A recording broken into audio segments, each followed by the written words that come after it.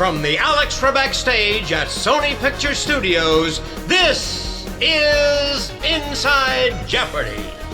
Hello and welcome back to Inside Jeopardy, your exclusive and official podcast destination for all things happening in the world of Jeopardy! I'm Sarah Foss, and I'm joined today by Buzzy Cohen.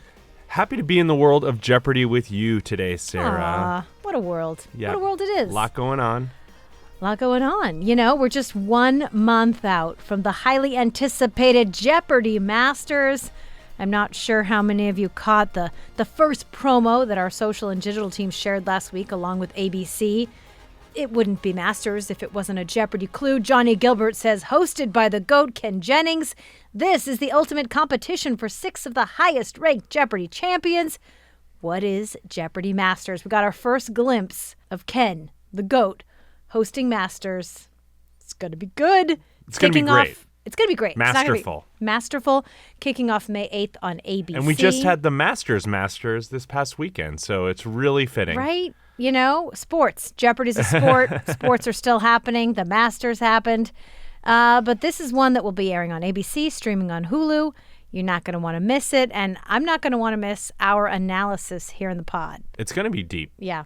It makes me think, too, the fact that we're calling it the Masters and it's on Jeopardy. You know I love a weird trophy. Maybe there should be a blue jacket.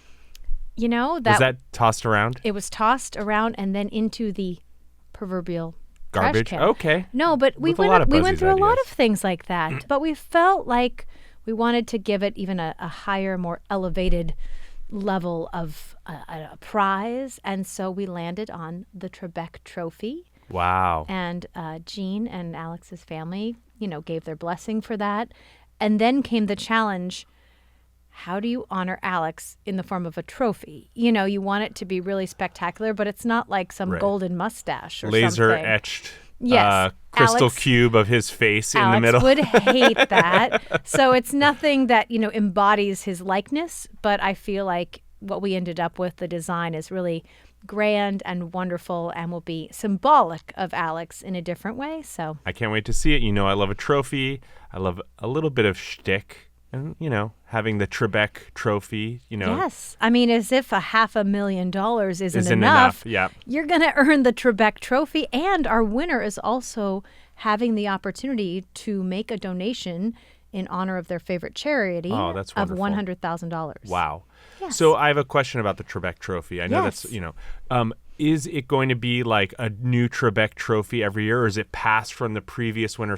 Is it a Stanley Cup or, This is a very good question. It's much, I would say, like an Emmy. Okay, so it's yours. We have prepared the trophy along with 6 different bands, as they do in the Emmys, for 6 possible winners. Mm-hmm. And then in that moment, we will be able to attach or affix the correct band for the champion. They will take home that Trebek Trophy. And then each year, subsequent winners will receive the same design, but with their name. I'm really excited this tradition to begin. It hasn't even started, but I'm excited. So we've been teasing Masters here on Inside Jeopardy. I mean, couldn't tease it anymore. It's barely a tease. We're just talking. We're about as close to gameplay analysis as you can get. But I am looking forward to diving into these elite level games with you. There's so much to cover, and as you know, I have my notebook ready, my handy-dandy notebook. It's me, Steve, from Blue's Clues with a handy-dandy notebook in the audience. You know what? In the beginning, we always got confused with the Blue's Clues, because we were the Clue Crew. And when we debuted, it was when Blue's Clues was also, at the height of its popularity. I can't tell you how many local newscasts I went on, and they're like, it's Sarah from the Blue's Clues. I was like, oh. And even the producers admitted, Clue Crew seemed so good on paper, but it's really hard to say. And the amount of local newscasters who struggled, either by calling us something completely different, the Blue's Clues, or just Clues, Cruise, Clue. It's tough. It's alliterative. It was meant to be, helping describe what we did, but maybe not the best title. I don't know. Well, it's in the past now. The past is in the past. All we can do is learn and move forward. And I want to address, speaking of learning and move forward, I want to address some feedback from the infamous contestant interview debate. It's going to go down with the kitchen debate as one of the all-time throwdowns. More than a couple people have said that they strongly disagree with me, that they love the contestant interviews. A couple people on Twitter, I don't want to get into their specific notes, but even my wife was like, I'm with Sarah on this. I love the interviews. And Thank you. I just want to say, I didn't say get rid of the interviews. I didn't, somebody was like, well, what would you put instead of the interviews? I'm like, I'm not saying we get rid of it. I'm just saying it's not my personal favorite. I also think I probably enjoyed it more before I was a contestant. I found it to be kind of a more stressful part of being on the show. As last week's look champion. At Lisa Shrikin. Yeah. She had an article in Newsweek talking about how she would have actually been happy if she ended after day one because of that interview. And she got it correct and she didn't have to do the excruciating anecdotes. And I also want to say that as a guest host, it was probably the thing that I had the hardest time with. I don't know. What did you think I also struggled with that, Sarah? I didn't necessarily think you struggle with that. I actually got to do the rehearsal for the first time last week. Jimmy McGuire's trapped in Cabo for a wedding. Poor guy. No, he made it back in time for the first show, but he couldn't make it for the rehearsal. So I was like, okay, I can do this. But I have to say, I really enjoyed the interview part of the show because I just felt like the contestants didn't have to, they didn't have to correctly respond. They could just talk about their life. I didn't have to make sure I hosted correctly for them. We could just have a conversation, and I enjoyed it all the more. That is true. I think, you have a ton of interviewing background, both as, the Winner's Circle, all the work that you do with our celebrity Clue people that you also get some interview, and you're also trained as a newscaster to interview people. So you have this is kind of in your wheelhouse, I would say. Maybe that's why I leaned toward the interview. But I just love that our listeners, they love to give feedback. So whether it was supporting me, supporting Buzzy. It's all been in support of you. So it's not a popularity contest. It's not a popularity contest. That's what my therapist keeps telling me. Okay. Anyway, I'm not helping. Therapy, then. No. It's okay. This goes back to that other podcast of yours. Yeah, Inside Buzzy's Insecurities. But it's all to say, I love a lively debate. I still enjoy the contestant interviews, and I'm glad that our fans are out there telling us what they think. Yes, and just in the last week, we had some really fun moments. So let's jump into last week's games and cue the beep boops. On Monday, two-day champion, Buzzy's favorite to come up with movie titles, Sharon Stone returned to face Crystal Zhao and Dan Bayer. Before we jump into this game, I do want to share, it's been announced, and we talked about it last week, that there is a new podcast coming out in just a few weeks. This is Jeopardy, and I'm hosting it. And it's pretty interesting that we're doing this week of shows right now because we have an entire episode of this podcast where we take you inside the contestant experience. And it was this week of shows that our producers were there following these contestants.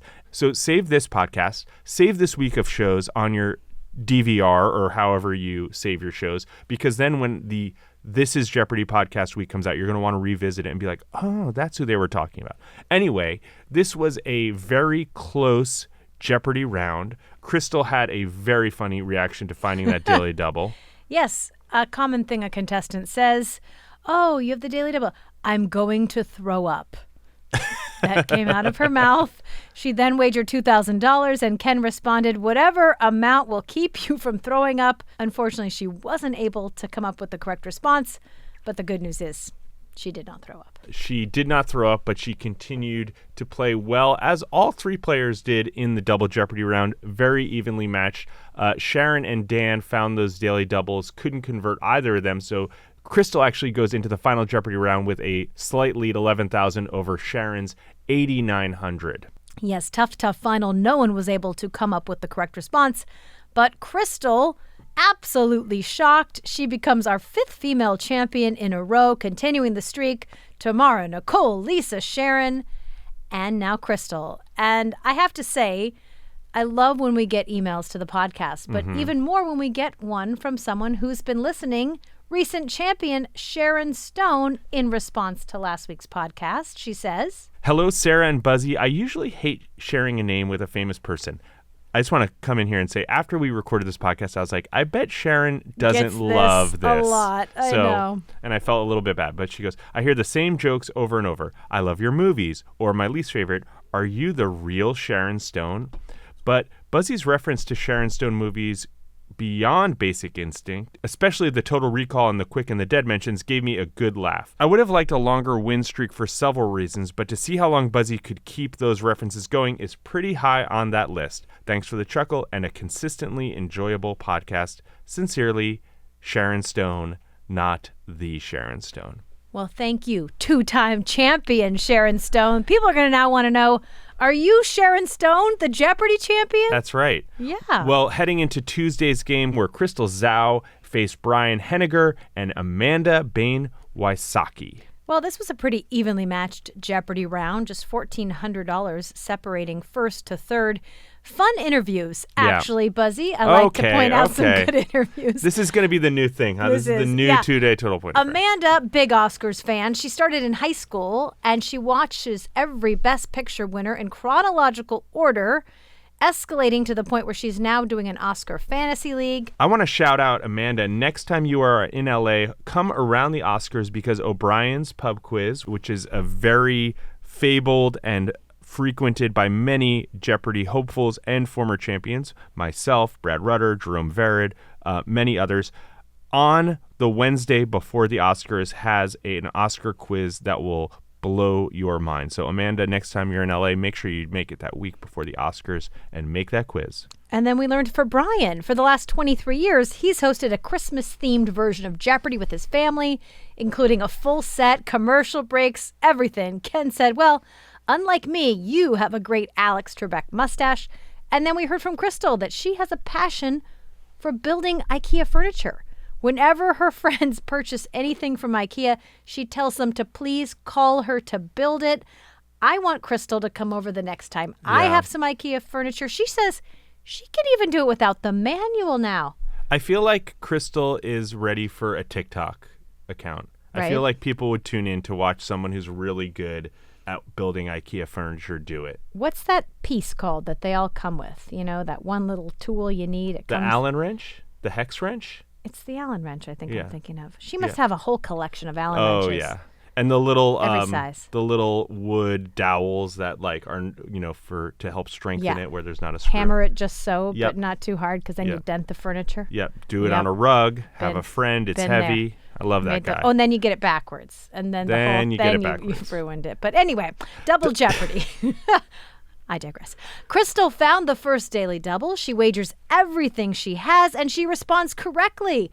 And then Brian racked up 16 correct responses, and despite missing the second Daily Double, he was actually able to take a small lead heading into final. And Brian extended that lead, being the only one to get final correct. The category novelists, the clue, a 2012 book review noted subjects that sparked his ire: capital punishment, big tobacco, and the plight of the unjustly convicted.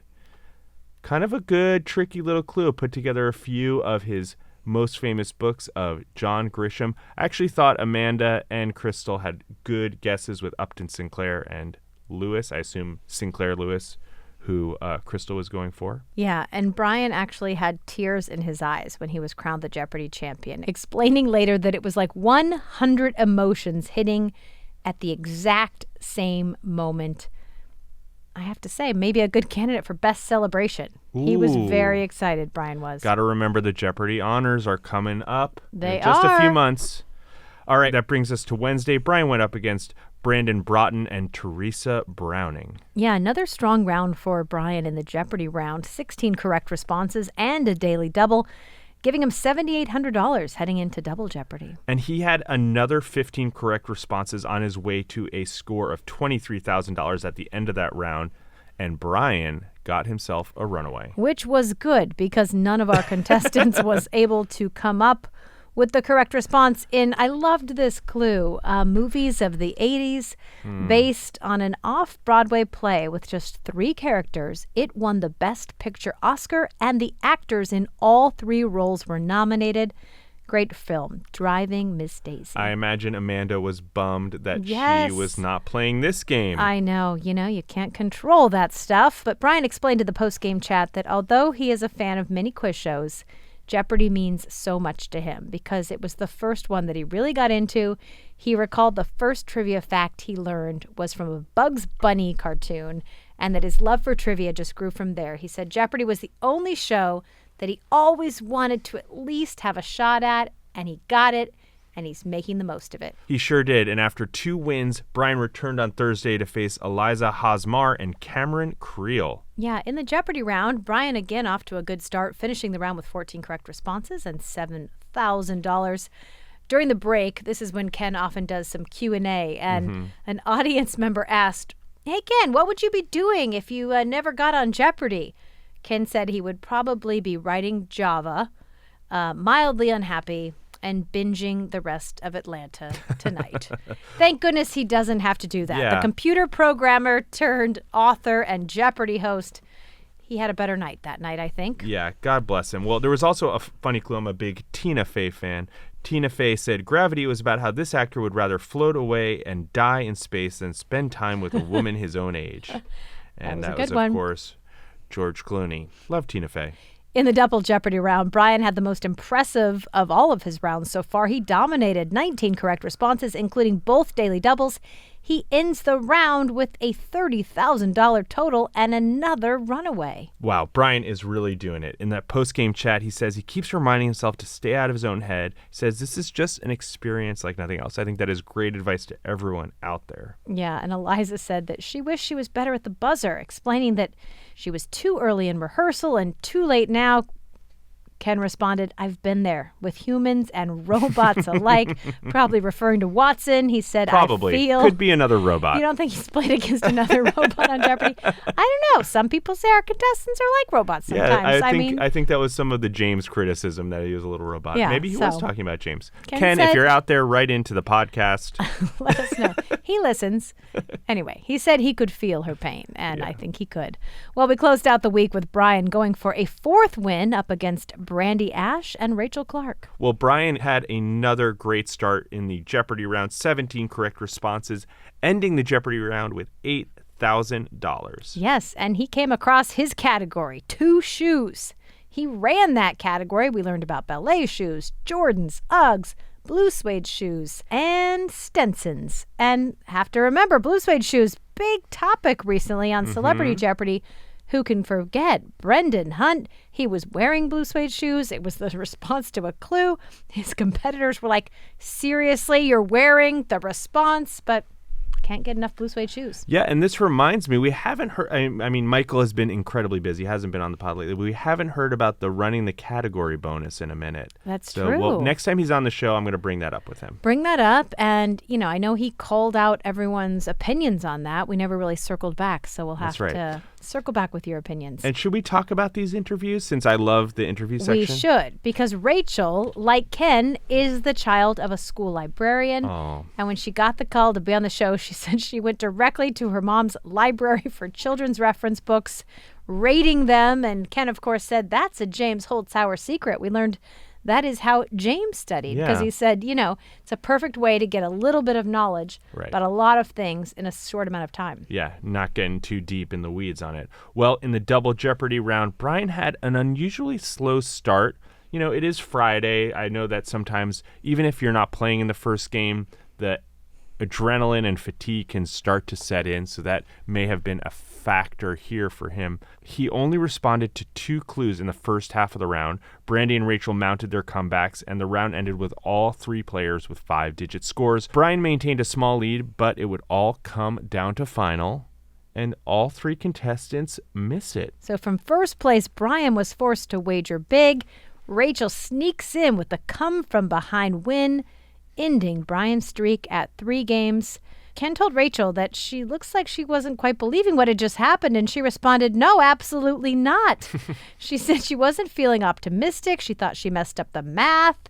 Ken responds, "It turns out in this situation, the math was correct." But again, this was a really tricky betting scenario. Yeah, Brian said that he really enjoyed his time on the show. I think that's something that we could see and that we all share as contestants. Really couldn't put it into words. He says it was absolutely phenomenal. And with that, Rachel gets to spend the weekend as a Jeopardy champion. I hope she enjoys that, gets some well-deserved recognition at the local coffee shop or brunchery, which is a new word I just made up. We'll see if that win finally sinks in for her. But for now, let's answer some of our viewer questions.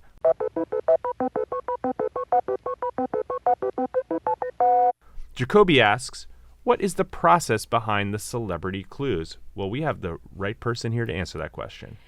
Yes, whenever we want to book various talent for the show, it can come from any idea. It can be the writers have specific talent they're really hoping to write a category to. We might be approached by National Geographic or Hulu or you name it, saying, hey, we have a project coming up and we'd love to have some of our talent read a category about it or at least a clue about it. Sometimes it's an idea that myself or one of the other producers has. A great idea for talent can come from many different places. Sometimes we just have a huge fan of the show who says, hey, I want to be a Jeopardy category.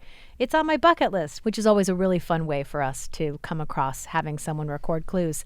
And then from there, we decide, timing and location. Are they going to come to the studio? Are we going to go to them? Do they live in LA? Do they live in New York? I'm the DGA segment director for Jeopardy. So then I travel wherever it is that we're going to record the clue. If it's here in LA, we have kind of our local LA team. And if it's East Coast, we have our New York crew that then, we'll do it in New York or travel somewhere nearby. We're a small crew for those things. It's just a camera operator, a sound man, usually a grip who helps with lighting, and a prompter operator. And, it's a pretty quick process. Our writers write up a great category and our talent records them beautifully. It usually takes 15 to 30 minutes to get those categories. Of course, there's SAG-AFTRA paperwork because we're a union show, so everyone gets paid for those categories. You're not going to get rich on it, right, Buzzy? You've delivered a category. You know the payment. You're not going to get rich on it, but of course we have that. We have location agreements, and there's a lot to each of these categories to make it happen, but I think it's so rewarding when it airs on the show and when it's a win and when our contestants and our viewers feel like, wow, that was a really great category that particular talent brought to life. Yeah, and we saw that recently with the high school reunion when Daniel Radcliffe did those clues where it's like a celebrity category really connects with the contestants. It's super fun. Yep, that's the moment when it works. All right, Alwyn asks, what is the pin Mayim always wears? I can't quite make it out. Well, this is a very special pin to Mayim. It was a gift when she was 16 years old, and she's told the story about it, so that's how I know a little bit more about it. It's actually a gold safety pin with 4 charms hanging.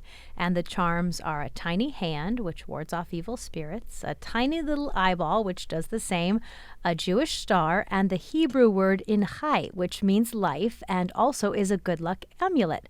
And Chai is also the numerical equivalent of the number 18, which is why 18 is a lucky number in Judaism. Correct, Buzzy? That is correct. Well, thank you. I got the correct response. Yep. So hope that answered your question. I've been paying attention when Mayim talks about her pin on the show. And that wraps up today's show. Join us next Monday as we find out if Rachel can secure that second win. I cannot wait. And as always, please make sure to subscribe to the podcast, rate us, leave us a comment, share across social, and follow us at Jeopardy on Twitter, on Instagram, on Facebook, on YouTube, and on TikTok. And send us your questions to InsideJeopardyPodcast@gmail.com.